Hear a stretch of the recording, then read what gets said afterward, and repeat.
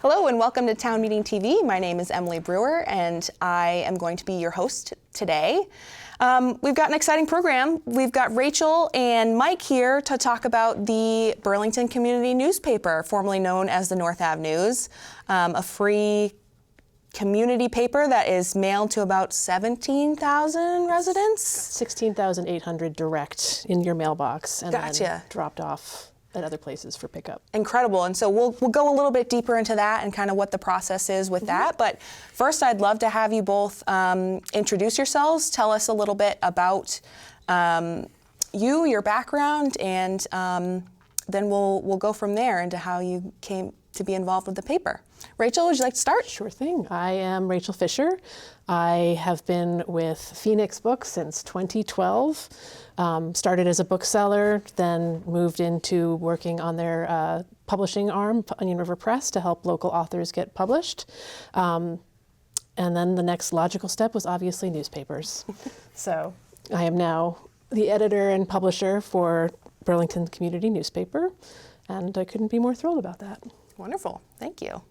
Mike. Yes, I'm Mike DeSanto. I'm the owner of our umbrella company, which is called Maple Tree Books. And underneath that, we have 4 bookstores, the Yankee Bookshop in Woodstock, as well as the 3 Phoenix bookstores in Essex, Burlington, and Rutland. And yes, we have Onion River Press, and now we have the Burlington Community Newspaper.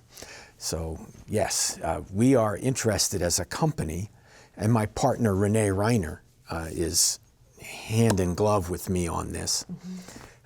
We are interested in legacy and heritage, so and community. So those are the 3 things that form what we do and why we do them eventually. But there you go. Well, thank you both for being here, and I'm excited to dive a little bit deeper into sort of why you got involved in the changing of the guard, so to say, of the paper. But for people who aren't familiar with the Burlington Community Newspaper, or may not live in Burlington, would you please give us kind of an overview of what exactly is the paper? Tell us a little bit about the circulation, how that works. Yeah. So the newspaper is truly a community resource. We get content directly from the mayor, city councilors, school board commissioners, other people. Senators, representatives. Senators, legislators. From we also get submissions from local organizations like the Food Pantry, Ethan Allen Homestead, and we publish those so that everybody in the Burlington community knows what's going on, what their voted officials are thinking about or working on. And then we also strive to get a broad range of advertising that focuses on the Burlington area. Sure. And our distribution is 16,800 direct to home, and then an additional 400 get kind of dropped at various locations, either by me or by the mailman. Gotcha. So, okay, great. And so, this paper for the last 25 years or so was owned by Cliff and Ellen Cooper, and it is formerly known as the North Avenue News. That's sort of where it started, and then the distribution has spread significantly since then to include much more of the Burlington population. Mike, what made you decide to because I remember getting the email from Cliff and Ellen saying, hey, we're trying to sell, we're looking for someone to take over. What made you decide to step in and say, hey, we'll take over, we'll run it, and yeah. Good question. I wish I had a good answer. No, I've been cursed with a kind of vision of things, and this gets me into lots of trouble sometimes, and it gets me into good things as well. So I got that same email somehow, and I just said, I wonder how much he wants for that. So that's how I went down the rabbit hole with Cliff and Ellen. It was just out of curiosity. And as a number, it was nothing close to what it costs to open up a bookstore. Sure. So it just seemed like an interesting thing to follow. I have shared with people that my father, long gone, but he was a printer. He was a lithographer, and he was a plant manager, plant superintendent of old-fashioned printing plants.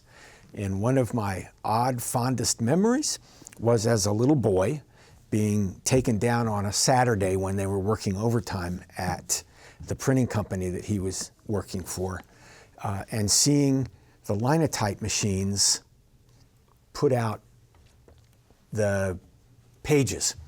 So in those days, you'd see a line of machines, odd-looking machines, and in front of them would be people, and they would be typing away at fast pace. And the lead pages would come out, and occasionally they would say, "Here, you want this?" It was I forget the word for it, but it was it was flawed, so they couldn't use it. Yep. And then they would give me one of these slugs to take home. So that was part of the memory. That I said, gee, that would be really cool as a connection to Dad. Sure. To do this crazy thing that wasn't inherently, Yep. doesn't inherently match up with what we do, which is principally sell books. Sure. But as far as books go, without printing, without linotype, without the movable print, when Gutenberg did it, we wouldn't have books. So there is a connection Yeah, this absolutely. way. And I want to bring these things together. That's, again, it took me a day or two to figure this out. So I didn't just spring with this idea fully formed. But I had to come up with explanations for why I was doing it. So that's what you're getting. Yeah. Is I a love it. finished explanation of why I went down that road. Sure. Well, and that's a really special story too, like a cool connection to your dad. And, you know, it comes at a time where a lot of local news outlets, particularly traditional print media, are really struggling to stay afloat. Did that partially have something to do with why you decided to invest in it, or is it something that kind of has come to the forefront of your mind more now that you've taken over this endeavor and you're actually distributing it? Well, one of the interesting things about it is that Cliff and Ellen made very clear to us that they have worked very hard at keeping the newspaper out of public argument. And so when Cliff offered to sell it to me, I said, "That's interesting, Cliff, but I want to keep it the same way that you've constructed it for the last 25 years. So, to be honest, there is a temptation on the part of a bookstore owner who typically comes down on a certain side of things. Right. And it was like, well, I could use that. But the whole point of it is to just get information out. Clean, unexpurgated, unslanted information about what's happening. Yep. And that is what we want to do with this paper for now until whenever. So, and I think that's critical. Someone may say at some point, well, that's political, Mike.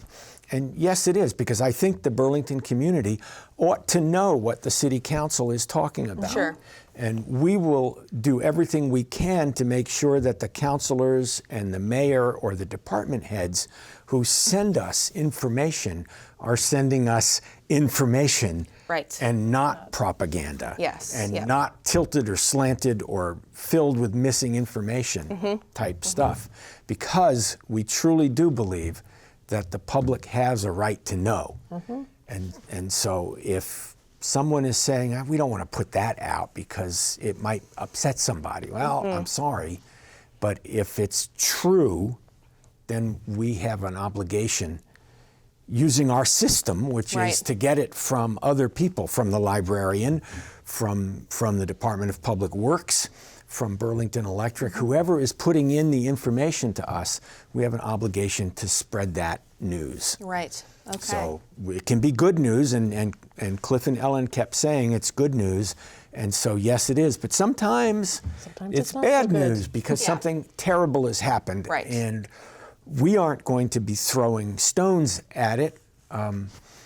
But we are going to put the information out if we get Exactly. it. So the other thing is we don't have paid staff Okay. to write articles. Right. That was going to be my next question. And so we're not, and we've also eliminated the need for hits, Okay.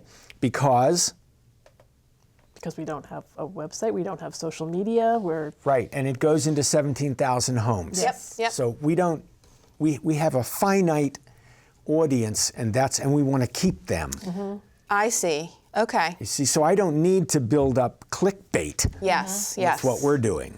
Yeah, I mean that's a huge. That's one of the kind of fundamental differences between local papers like this and public access TV, for example, versus mainstream media, where it does become sensationalized. It does become clickbait because they rely on those clicks for funding and revenue, and it really kind of muddies the waters. And so with this, so no paid staff, so it's all community source submitted. Writers. I'm sorry to interrupt, writers. but writers. Yes, sorry, writers. Rachel journalists gets a type salary. of thing, which is the correct answer here. But in terms of articles, Right. it's all sourced from members of the community, legislators, officials. Yep. Do you have people that can submit? Can somebody Absolutely. in the community submit something? Absolutely. I just got an email this morning from somebody who's going to be doing an event in April and wanted to know if we would put it in our events calendar. At the moment, we do not have an events calendar, but I said this sounds like a really good, positive community thing. So why don't you write up a little bit about your organization, what this is, and the organization that you're going to be contributing to when this all is said and done, and we'll put that in the paper. That's great. And that really kind of leads me into another question I have, which is, what direct kind of feedback have you heard from community members, either before you took over or since you've taken over, in terms of what's important to them about the paper, what they really love about the paper, and what they would be absolutely devastated if it was taken away from the paper? Well, first and foremost, we are not getting rid of the seahorses. You will Very always important. be able to find the seahorses in the community newspaper. Yeah, I mean, I haven't gotten a ton of feedback. People in general are very positive when I meet them in person. Sure. I've gotten a few very nice emails from acquaintances saying it looks fabulous, so excited that you're part of it. And we're just looking forward to making little changes. We put in a Poets Corner. So we have a poet a month coming in or submitting a poem. The last two poems have been Daniel Lusk. I think the next poem is going to be Angela Patton, both Burlington poets. Wonderful. Just little things like that. I would love to get a crossword puzzle or Sudoku or something in there, but we'll have to see. That might be something further down the line. You did something with the format. Yes, so we changed the formatting of the paper so that it's 5 columns instead of 4 columns, and we changed the heading. It will always be North Avenue News, but it is legally Burlington's community newspaper. And that kind of change is to reflect the fact that you're trying to encompass more of the Burlington community. Absolutely. And I think Cliff and Ellen changed it from North Avenue News to Burlington's community newspaper initially, realizing that, hey, this can go all over Burlington. Absolutely. And he had a very solid advertising base in the North End, and that stayed true, and I'm still getting advertisements from those people, but I also want to expand it into the South End and downtown Burlington. Really, really cool. And, I think, are there any other specific changes that you've either implemented that you haven't mentioned, or some stuff that you're thinking about, other than, I know you've mentioned trying to keep it to stay true to the original mission, have kind of taken that on. I know, well, we mentioned before the show, like maybe the website can be updated. Right. Anything along those lines? Haven't really gotten that far into the Yeah, conversation it's new, yet. it's new. I mean, I'm still learning the ropes. if When you will. exactly did the paper officially change hands?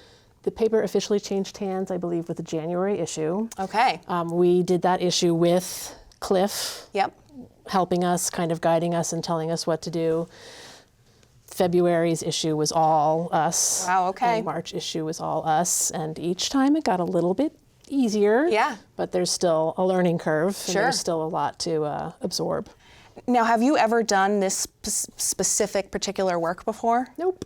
How are you finding it? Like, is it exciting? I actually I do really like it. I find it very exciting. I'm liking the community connection that I'm getting. Sure. Reaching out to people that I hadn't previously talked to, or reaching out to people that I knew but didn't know in that capacity. So yeah, I really enjoy it. I'm looking forward to going out on Church Street and asking people if they would like to advertise, and That's awesome. really supporting local businesses. And so, did the paper like come with like a physical space? Like how do you distribute it? Like, like it's one thing to Right. take it on. How do you sustain it like going Yeah. forward? Well, I met Cliff in his garage, which was the office Okay. for the Burlington Community Newspaper, It's a which nice is garage. an explanation of how they made it work. So because Maple Tree Books and Phoenix Books have space that we rent, we have taken a small portion of that and allocated it Okay. to Onion River Press and Burlington Community News. So that's where Great. Rachel works. She's right down on Church Street with us at Phoenix, and that's how we're going to do it. Sure. And Okay. it's efficient that way. Yeah. And the paper's actually printed in Elizabethtown, New York. Okay. So Denton Publishing, we send the paper to them on a Sunday night. They print it on Monday. I pick up the office copies on Yeah. Tuesday, and the paper gets delivered Thursday, Friday of that week. Wow. Okay. So it's a pretty Assuming the post office gets it moved out, I've been Sure. hearing that there's been some delays. There's been and some stuff. delays, and which is kind of a shame in terms of time-sensitive things like the Right. ballot, or if there's an Yes. election and somebody pays for an ad. But we're going to work on that. Yeah.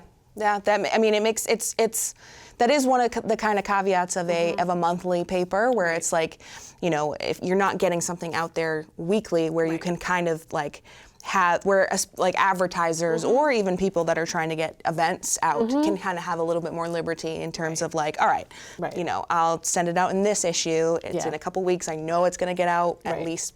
Right. So, but it's I think, do you find it is a monthly paper?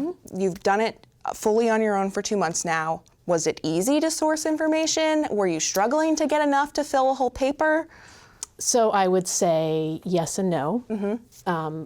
I get a lot of information. I get a lot of press releases. I have a list of regular contributors that I just kind of check, got that person, check, got that person. It took me a month to make that list, so Sure. the first issue might have missed a person or two, and then there was an oversight on my part, and I apologize to you. You know who you are. So, now I've got that list down, and then once we get all the ads laid out and once we get all the regular content laid out, we kind of pick from those press releases, from the example I gave earlier of the email I got from a person who was having an event later in the month or later in April, and just fill in the empty holes with that kind of information. All volunteer opportunities. Now we're putting in the Poets Corner. And there was something else that we're also doing the library. We're going to be doing book reviews of one children's book, one adult book. That's a nice addition. Actually, I want to delicately correct you.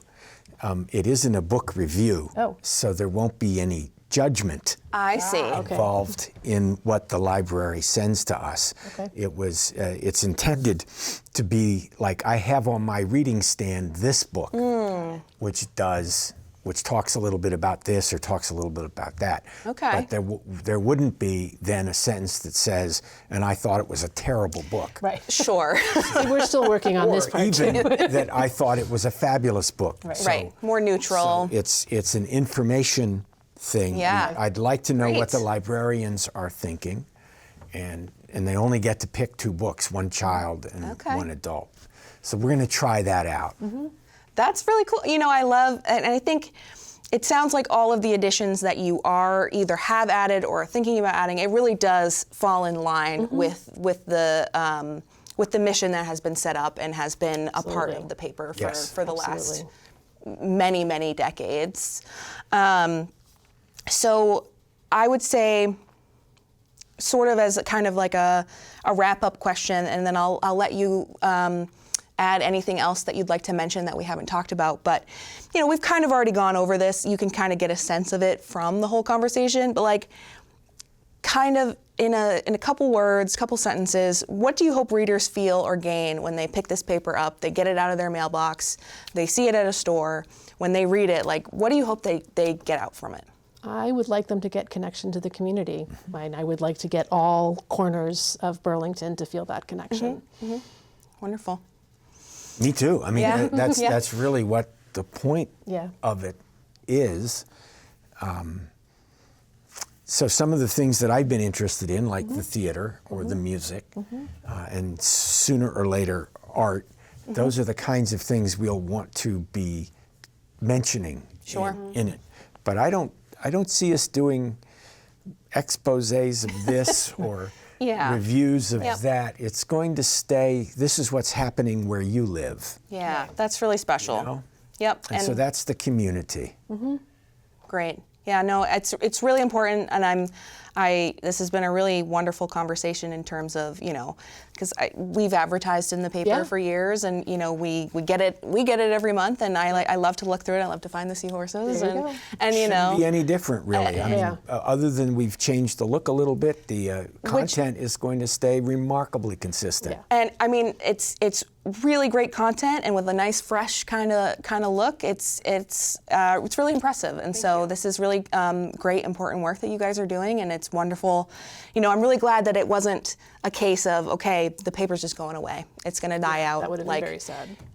There's so much history with it, and I am really happy to hear that it's going strong, and you guys have a great vision for it Thanks. going forward. And you know, appreciate you both coming in today and speaking to it. Is there anything else you'd like to add before we wrap up the conversation? I've got nothing to add except thank you very much. I love being thought of and keep thinking about us. Well, we are so grateful to have you guys in the community with us, and appreciate you all for tuning in to this program. And be sure, if you don't live in Burlington but you do come around, pick up the latest edition of the Burlington Community Newspaper whenever you see it. Yes, one more One thing. more thing. If there's any way that you see this, can you let someone know that you saw it? I would love to find out who watches, and if you watch this about Phoenix Books and Onion River Press and the Burlington Community Newspapers, it would be lovely to hear. So just pop us a line. What's the best way to contact you? That would probably be northavenews@gmail.com. There you go. Wonderful. Thank you for letting me put that plug in. Of course, yes, anytime. All right, Mike, Rachel, we really appreciate you both. Thank you so much for Thank being you. here, Thank you. and thank you for tuning in. Thank you.